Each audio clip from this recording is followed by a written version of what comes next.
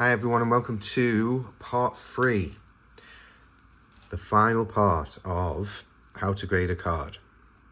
Today we're going to be going through the last couple of steps in getting the cards off to PSA. We're going to go through the card preparation, how we prepare the cards before we send them to PSA. We're going to go through the actual submission on the PSA website. I'm going to actually go through a few of my cards. I'm going to create a submission that I will be submitting just so you can see the actual process and the easiest way to do it on the PSA website. And then we're going to submit the cards. It's as simple as that. A lot of people are quite intimidated when it comes to submitting cards on PSA, but honestly, the process is very, very simple. So what do we need? Supplies wise, some of these things you've seen before, some of these things you haven't, but just to run through exactly what we'll need: penny sleeves and card saver wands. Not necessarily card saver wands, semi-rigid card savers is what PSA call for, but card saver wand seems to be the industry standard when it comes to submitting cards to PSA. What else do we need? Just a simple small microfiber cloth. I tend to make sure that it's a new microfiber cloth each time. I actually have a big pack here, as you can see, that I ordered from Amazon, and the reason for that I'll explain in a little bit when I start actually showing you through the preparing and cleaning of cards, and the good old magnifier with a light that we've seen in a previous video. So first things first, when it comes to preparing, if I can get the words out, preparing the card for PSA, what we want to do is we want to make sure that the card is clean. And what do I mean? Let me get some light on this card. And what do I mean by clean? Okay, we're not going to clean the card. We're not going to use any chemicals on the card. We're not going to use any wax or weird products on the card. All we're doing is we're just checking the card to make sure it's free of dust, fingerprints, any kind of surface smudges that are superficial and can be easily removed, because when it goes to PSA, they're not going to remove that for you. They will lower your grades for grime and maybe not dust, but any kind of grime or glue or smudges or fingerprints on the card. So we just want to make sure it's as clean as possible before we send it. So I get the magnifier, I take a look over the card, especially these chromium cards, super easy to leave prints over, very easy to see issues, but we've already covered the whole what to look for in the previous video. So this one's just going to be about preparing the card. Some people like to just breathe on it to give it a bit of moisture. I'll do that off camera, and then just give the card a simple wipe down. When it comes to wiping the card down, be very, very careful about edges and especially corners. So you'll see that I'm just wiping the middle of the card, and then I'm wiping away to the sides, away to the corners. If you wipe in, you can catch the corner very easily. So we're just going to wipe this card down. And we're going to do the same with the back. It's usually not as big an issue on the back when it comes to fingerprints. And then we'll take another look at the card through the light. Just make sure that there isn't any prints or smudges or anything that I'm not aware of. And look at that. Perfect. Look at that. I didn't even plan that. Okay, so right next to the Duke logo, oh, you can see it really well on the camera there. Right next to the Duke logo, you can see a big nasty fingerprint. Okay, so we want to make sure that's gone. So I'm just going to take this. Some people actually use gloves when doing this, so they don't leave fingerprints. I tend not to, because I check and then I check again. That needs a good clean. So if you're going to clean it on a surface, take a penny sleeve and instead put the penny sleeve over the card, and then just give it a good clean.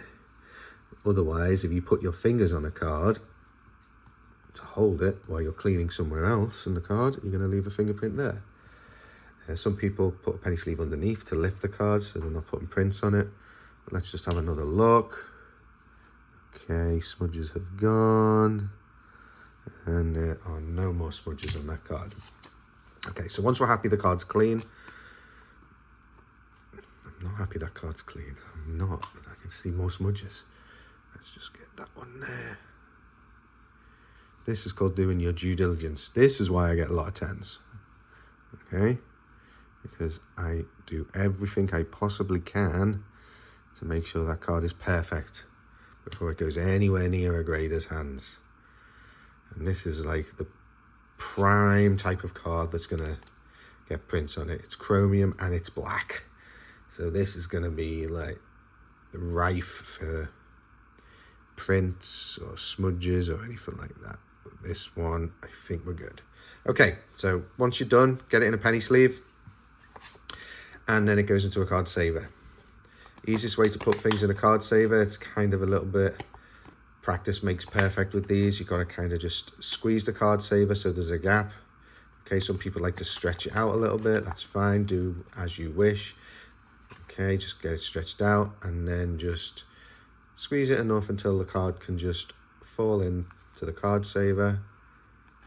And then not too hard, just a slight push down. And then it's in the card saver. That's ready to go. Add it to the pile. So that is preparing the card. Very simple, very straightforward. Do your due diligence. It's worth it in the long run when it comes to getting grades, okay? Every single one of these cards in this pile, that's already been done. This is my bulk order. I'll go through the different types of orders in a second when we go to the PSA website. And I also have another order here of 4 cards that are going in at a higher level, and I'll explain what that is in a minute. So today we are going to be going through the process of doing that on PSA. And in order for me to do that, I'm going to move across to my computer so I can actually interface with this screen. So you can see the screen in the background there. All right, perfect. And this is PSA's website. So in order to submit to PSA, you have to have an account with PSA. You can have different levels of accounts, okay, when it comes to PSA. And we'll just kind of quickly talk through exactly what those accounts are. You can have just a simple account where you can submit a card, 1 card, 2 cards at various levels. You pay a little bit extra on the pricing and you submit the card at whatever level it needs to be submitted at, and it comes back to you. You can submit 1 card, 2 card, 100 cards. It doesn't really matter, okay? The prices are going to remain the same. We look at pricing and services, okay? And we go into the grading and you'll see the different levels here, all right? But you'll also see something else on here. So these are the different levels. These 2 levels here, TCG bulk and value bulk, those levels are only available to PSA Collectors Club members. Also, these 2 levels have a minimum card requirement. So it's 20 for each of these levels.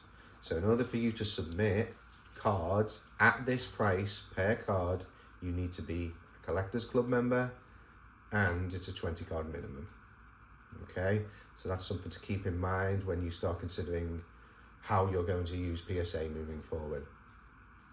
If you just want to grade a couple of your cards, not expensive cards, so anything that you feel is, or you know, is under 500 max insured value, we'll talk about upcharges in a minute, but just keep in mind that when you do this, always be thinking about the potential for that to grade a 10 and what the value will be when it potentially grades a 10, okay? Because PSA will insure the card up to this value. So if you're submitting a card in this tier that is let's say, raw card that's worth $400, and a PSA 10 is worth $1,000, and it popped a PSA 10, and for some reason PSA decide they're not going to upcharge you, which they sometimes you can get away with it, and they send this back to you. They will only insure it for $500. So if it's graded a PSA 10, it comes back to you in the post, and it's worth $1,000, and the post FedEx, it's usually what they use, they lose it, you're only going to get $500 back, unless they upcharge you. And what do I mean by upcharging? So PSA will upcharge you sometimes if you put a card in at a certain level, and then once the card grades, usually a 10, obviously a 10. If it grades a 10 and it's worth a lot more money, they will upcharge you to a higher level. I know, it sucks. But at the same time, if you're getting a PSA 10 and your card's worth a lot more, take it on the chin, because you have to, and that's the agreement you make when you submit to PSA. So it's something to keep in mind. So those are your base levels. These are the levels. This level here is the one that you're going to use if you're not a Collectors Club member. This is the cheapest level if you're not a Collectors Club member, so you can see how over a certain period of time, if you're using PSA a lot, this is going to add up. So keep that in mind. There's various other levels. As you can see, as we go through these levels, these are for the more expensive cards. The turnaround time is also a lot less. 20 business days, 15 business days, 10 business days, all the way down to like 5 business days, which is when we start getting into the crazy level of cards. I don't think I'll be playing in this playground anytime soon, okay? Maybe one day, but not quite yet. I have, and I will, and we will in this video, look at using these Value Plus, Value Max. I have used regular before. In this video, we will probably use the Value Plus level, and that's the one that we're going to be using. Potentially, in some cases, you may drift into Value Max. The only reason you drift into Value Max is if you think that the max insured value is going to be over $1,000. With a couple of my cards that I'm submitting, I do believe that's going to be the case, but I'll explain to you why I'm doing it at Value Plus in a minute. But yeah, this is the service levels. So that's just a quick little idea of the service levels. I am a Collectors Club member, so I will be utilizing this value bulk level. But for the purposes of this video, and just so it's a lot quicker, I'm not necessarily going to go through putting in 20 individual cards. I'm going to show you my Value Plus submission and how I go through that, because there's only 3 or 4 cards there that we have to go through, and it's a good example. Okay, so how do we do a submission? We're a member, and we are logged into our account, and then we are going to start a submission. When you start a submission, you can see that I've had a few other submissions here that have been submitted, okay, in the past. All we're going to do is click on New Submission. So PSA have something which is called Classic Submission, Assisted Submission, or On-Site Show Submission. The On-Site Show Submission is for big shows. PSA will set up at a show, and you can go there and you can actually get them to submit the cards for you to PSA. They'll go through everything. Or you can even drop the cards off, which we'll show you later at a show. The assisted submission is kind of a little bit of a, we will hold your hand through this submission so you understand what level you should be submitting at, etc., etc.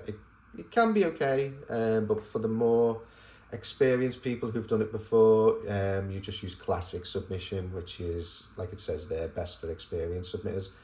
I interchange between the two. I find that the assisted submission is sometimes good for finding cards that you can't find. That's one of the challenges sometimes when you're putting in these big submissions. But ultimately, all you need to do is click on New Submission. In this case, let's show you what assisted submission looks like. And for assisted submission, all you need to do is start with typing in the card you want to grade. So, what's the first card that we have? So the first card that we have here is a Jack Caglione. Let me shine a bit of light on it so you can actually see what it is. Okay, so it's a Jack Caglione, Bowman First, Auto. We also have a James Wood Bowman First Auto Refractor to $4.99. We also have an Ellie Dela Cruz Bowman First Auto Refractor to $4.99. And we have a Amen Thompson red, is it red glitter or red sparkle? I guess we'll find out. Red glitter, I believe it is. Red sparkle, red glitter. We'll find out. That's the super short print, and that's his rookie card. Okay, so they're the 4 cards. So what do we do? Let's start with the Amen Thompson, and we'll both find out together whether it's red glitter or not. So all you do is type in Amen Thompson, red, and let's try glitter. I think it's sparkle.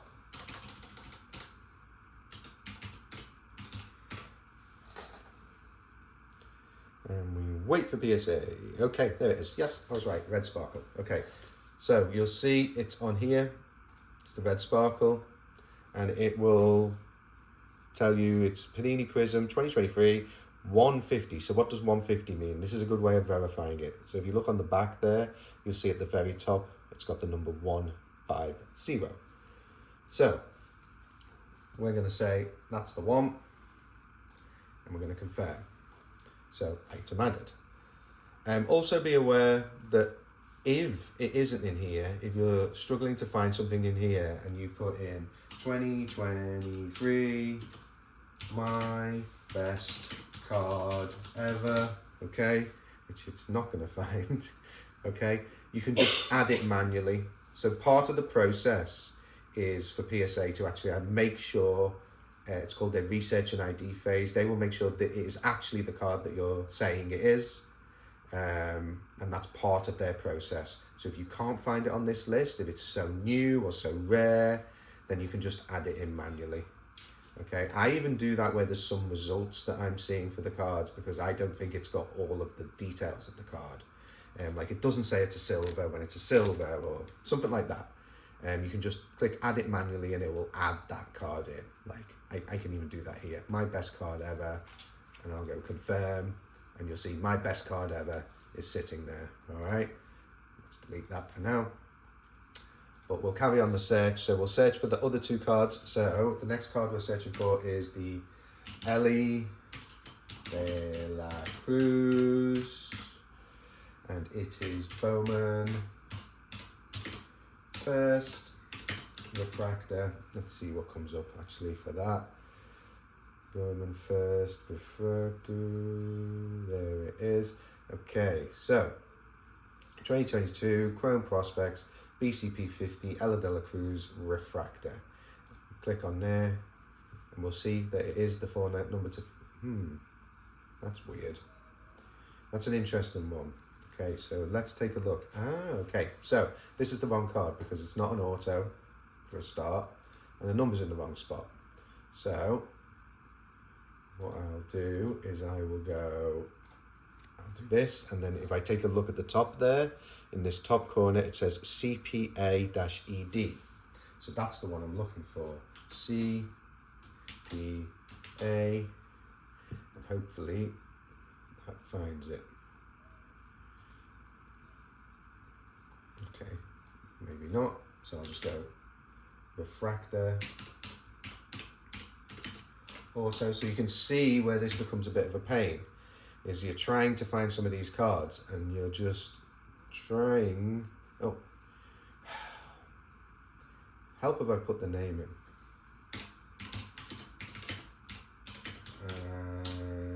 There we go.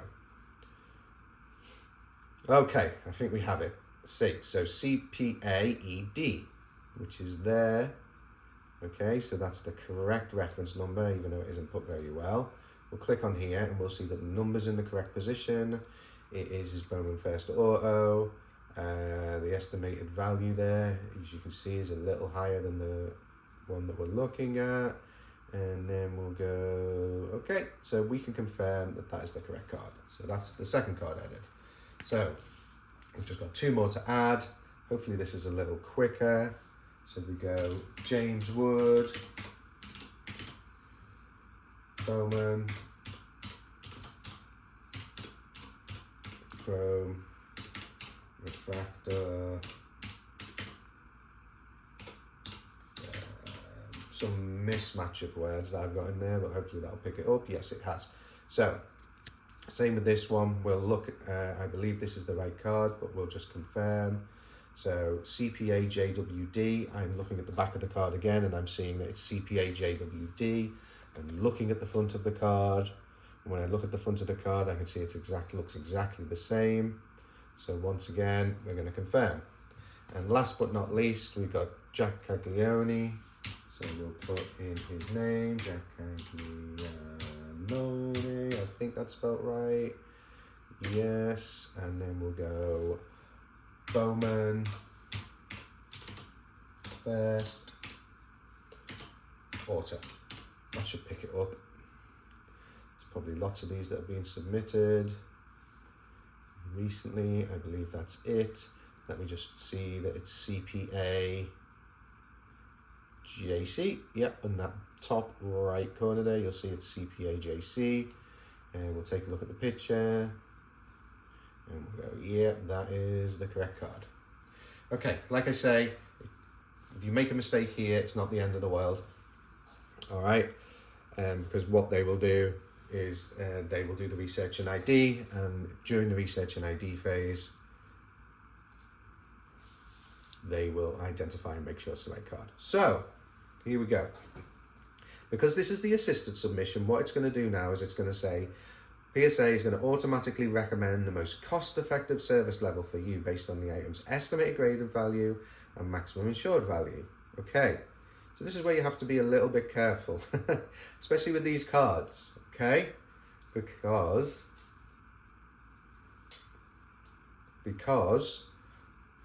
what it's doing is it's making certain assumptions, okay?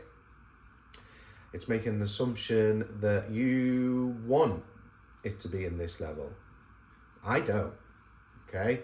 I want all 4 of these cards to be graded at a different service level, and I want them to be actually at the value plus level, and it didn't even recommend that.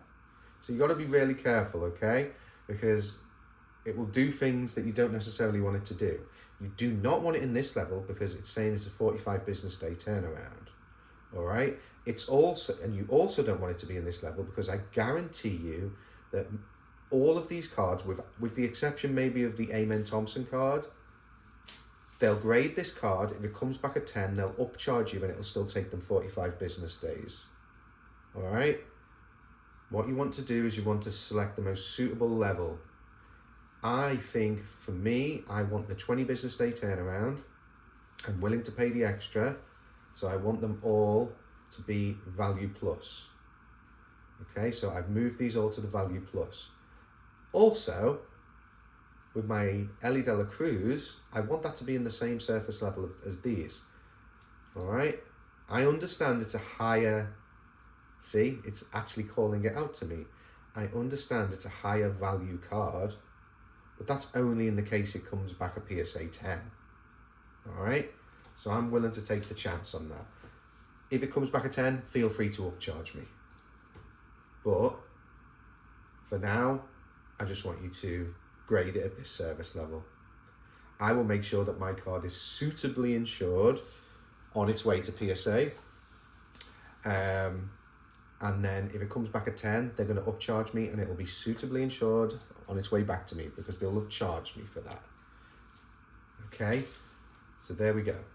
There's other things that we can do here as well. And you'll see that in a second. I just want to do something just to show you on this. I just want to change the service level of these just a second. The value max. Show you something else that's available. Did I change them all to value max? Yes, I did. Interesting. Interesting.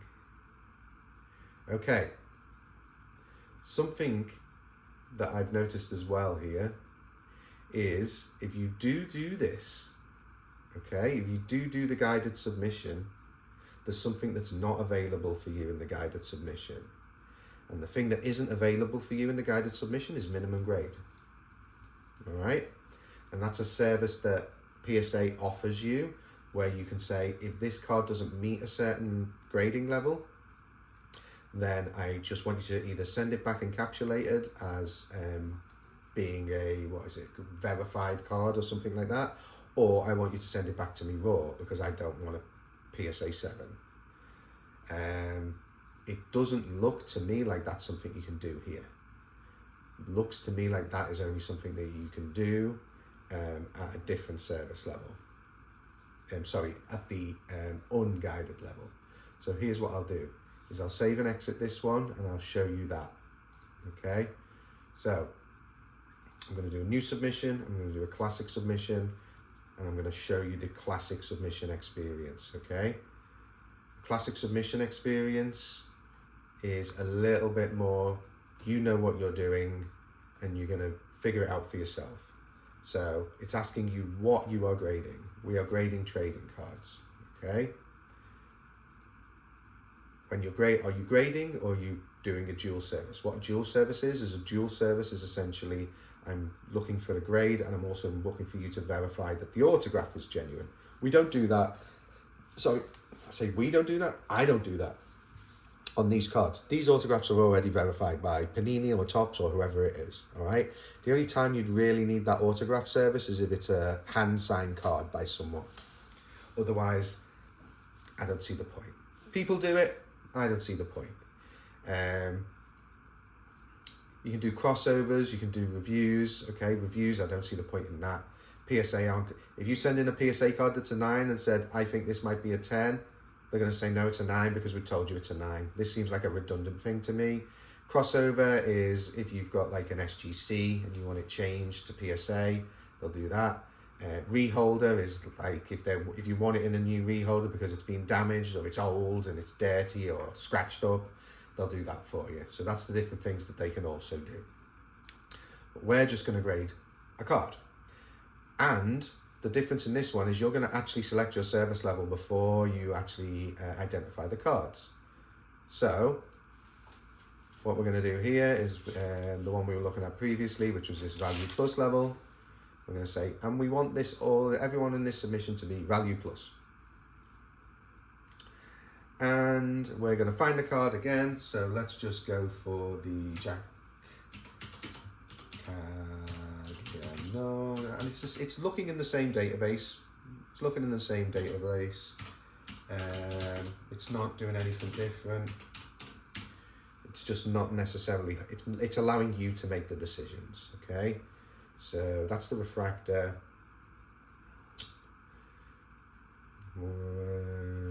Is moment in action. I know that's not the right one. Let's just, there we go. Little tricks to finding it. Okay, so we've got how many cards? How many of these are you grading? We're grading 1. Okay, and then you'll see this little option here, which is advanced grading options. We didn't see that on the other screen. Okay, and you'll see this one here, which is set minimum grade. So there's certain things that you can do. This is just a grading. We're going to grade the card, we're going to give it a grade, and we're going to send it back. Okay, regardless of whether it's a PSA 1 or a PSA 10. Authenticate only is just, they're going to put it in a slab and say this card is authentic, and that's all they're going to do. They're not going to grade it. They're just going to say it's actually a card, an authentic card. And then you can also have set minimum grade. Set minimum grade means that I want you to look at this card, but if it isn't a mint 9 or higher, I want you to do one of these two things. If it isn't a mint 9 or higher, I want you to send it back to me raw, or I want you to just authenticate it only, which is they'll put it in a slab and they won't give it a grade, but they'll just say it's authentic. Me personally, I just want it sent back to me raw. If I see a card that's in a slab and it's got authenticate only in the slab, I'm going to assume that there's something wrong with that card. Because why would you send a card to PSA if you don't want to grade it? okay? That's just something to bear in mind, but ultimately it's your decision, okay? And then what you'll do is you will save that. You'll go through the whole process that I just went through, adding each of the cards, and then you'll move on to the next level. Proceed to checkout. You'll put all your details in there. You'll PSA will say, do you want it shipped back to you? PSA will say, are you going to ship it to us? Do you want us to print out a shipping label? Do you want to drop it off at a show? I can't show you that page because it's got a lot of personal details of mine in there, my address, my card details, etc. But what I'll do is I will go through the process to the point where we start printing out the paperwork for submission to PSA, and then we will rejoin you there. Okay, I will see you in just a second. And just like that, through the magic of video, we're back again. So you've put in all your details, you've indicated how you're going to ship, how you're going to receive them back, all that good stuff. Put in all your personal details, paid PSA, lots of money, and now you're ready to send them out to PSA. Oh, FYI, PSA do not charge you until the grades pop. Okay, so all you're charged for immediately is the shipping, if you choose to get a label from PSA. Otherwise, you pay for shipping yourself, but no money comes out of your account or to the card you put on file until the day that the grades pop. So that's just something to keep in mind. So you've printed out the submission forms and the submission label. And what you should have when you print out the submission forms and the submission label is something that looks like this, which is a barcode. We'll show you what to do with that one in a second. And then you also should have this here, which is a few sheets of paper with the PSA submission number on. One will say PSA copy 1, one will say PSA copy 2, and one will say customer copy. Keep the customer copy for yourself. With the rest of the copies, fold them up like this. So this barcode is showing on the front. Okay, I've got my finger over my address so you can't see the return shipping address. And then we're going to put this on the package once we've packaged it up. But this is what you should have in hand at this point. So now you've got that in hand, what you're going to do is you're going to go through these steps. It tells you exactly what you need to do. So you've printed your document. We've already prepared the items, okay? That's what we went through earlier. Making sure that they're in a penny sleeve and a flexible pouch, e.g. Card Saver 1, which is exactly what we're using. And then we need to arrange the items. This is important, especially when it comes to bulk orders, or any order actually, that it contains more than one card. They need to be in the right order. Okay, and what is the right order? So the right order is, as we can see on screen, it's the Caglione on the top, and then it's not in the correct order right now. So the second card needs to be the Ellie, the third card needs to be the James Wood, and the fourth card is the Amen Thompson. So that's the order. So 1 on top, 4 on the bottom, in the right order in between. Once you've done that, what are we going to do? So let's carry on scrolling and see what PSA tells us that we need to do. Protect your items. So how do I usually do this? So I usually do this in two different ways. What I do is I get card protectors. So you can use kind of cardboard, or you can actually buy the card protectors themselves. You can see the PSA here just have a piece of cardboard, and that piece of paper that I've shown you, this is an old version with the barcode on the top. I package mine a little differently, okay? How I package mine, I'll just run through it in a second. It's been fine. Obviously PSA are grading those. They've had no issues with it. They've never had any snotty emails from PSA telling me that I'm doing it wrong, so I'm going to roll with it. And this is how I do it. So I've got the cards together there, and what I'd say is, first of all, don't use sticky tape all over the place. I receive cards in the post all the time, and they've got oodles of tape all over them. No tape needs to be involved in this process, okay? I believe that recently I've been getting good grades, and I may be completely wrong. Maybe it's all in my head. Do everything you can to not piss off the grader, all right? If you're the grader and you get these cards and you're having to rip off tape, I don't know if the tape's ripped off before it even gets to the grader, but anyone in the process doesn't need to be ripping off tape, all right? Just make it easy. Make it easy. So here's what I have here. I have a team bag. This is a SGC slab team bag because they're a little bigger, so they tend to fit these really well. I get the team bag and I put all 4 cards in the team bag. For a bulk order, I'll separate out the order into multiple team bags, but still make sure that they're in the correct order. And then I do that. And then I do that, okay? Nice and secure. No sticky tape involved. The cards are good. And then I get some card protectors. In this case, just some ding defenders. Okay, other brands available. You can even just use some cardboard if you want to. But I get the ding defenders. And then I get a simple elastic band. And what I do is just put one over the top. Sorry, one across, and one over the top. And that's it. All right. And then what do I do? So I don't actually put the form on here. I actually do a little bit more protection first. So I will use just a little bit. I have these like bubble wrap bags, and I will put it in a bubble wrap bag.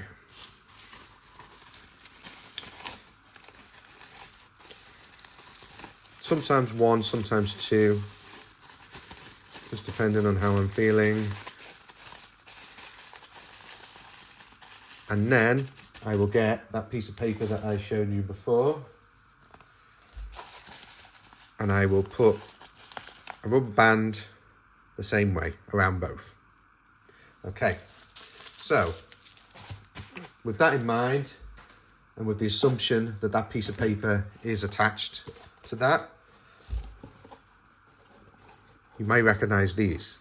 These are the boxes that PSA will send with your lovely graded cards in, and you'll see nicely branded on the inside. So I just reuse them. I use them and send them back to PSA. They're designed to hold cards. They're designed to protect cards. So why not reuse them? So like PSA says here, package all your items into one box, fix the barcode and ship. So what we would do is we would package all of the items into one box, like PSA tells us to.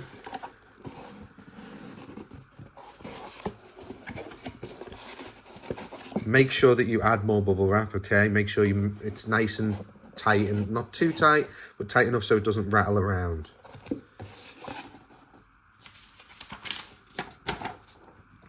And then cut this out. You'll see, and it might not pick it up on camera, but you'll see that there's a little kind of line that you need to cut by. Some people will say, don't tape over this. You need to make sure that there's no tape over it. BS. Tape over it. It helps protect it, okay? I've had no issues with checking at all. And I'll show you exactly how I attach these barcodes in just a second. Once this is cut out, so you can attach it anywhere. I tend to attach it, you know, usually like on the side here, or maybe even on the back here. All right, but what you'll do is you'll get some tape and you'll just run the tape right across the top of that barcode. Once that barcode's on there, you'll make sure that the box is secure. All of your items are inside the box. And then print out a shipping label. Okay. I use a pirate ship. And there's various different ones that you can use just to get cheap UPS, USPS labels. Just be a little bit careful. I believe that there's different addresses depending on who you use. There you go. Yep. So it tells you down here. It's been that long. I'm so used to doing it now. So it says via USPS or via FedEx, you use actually these different addresses. So just be aware that it's a different address for the different shipping partners.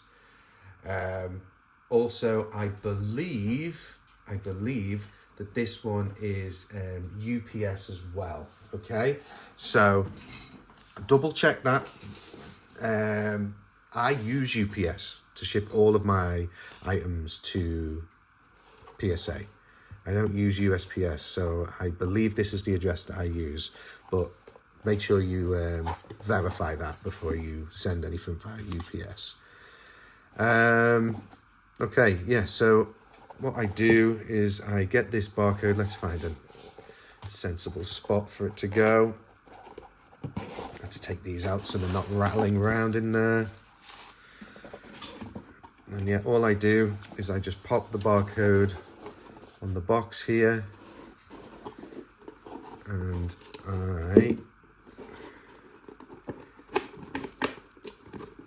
it's so hard to do this on camera.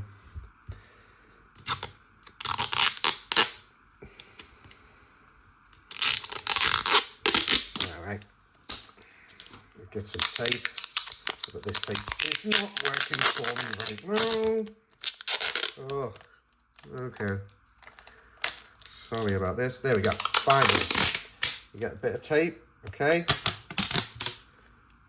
You take a bit of tape off, and you simply make sure, and you'll always get a bit of static here where it kind of lifts it up. So just try and catch it appropriately. There we go.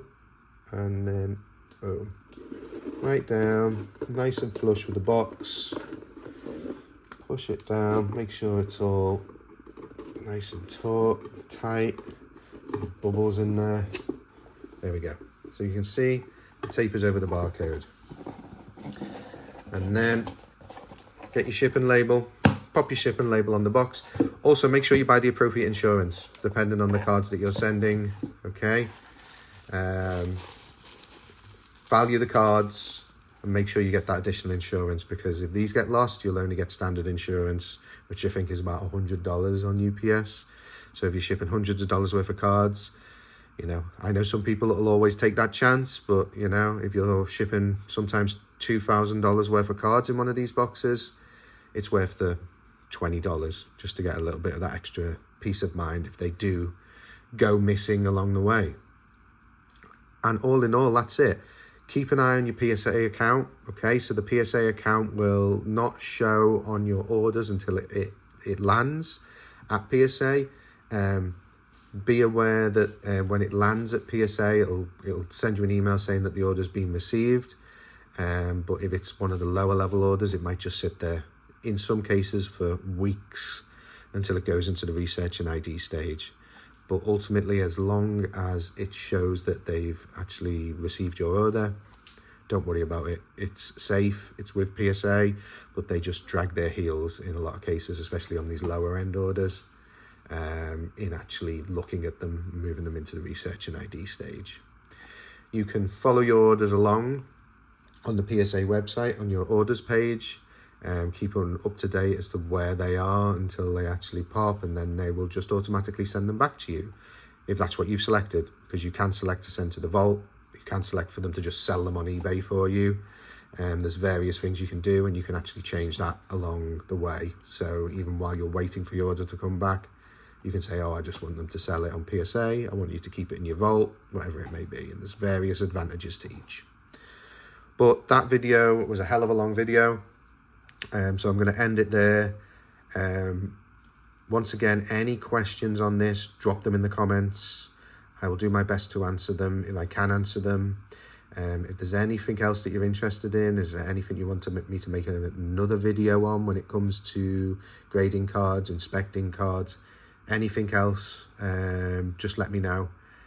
Put that in the comments as well, and I'm happy to sit down and go through a step-by-step tutorial of anything. But ultimately, when it comes to grading cards, we are there.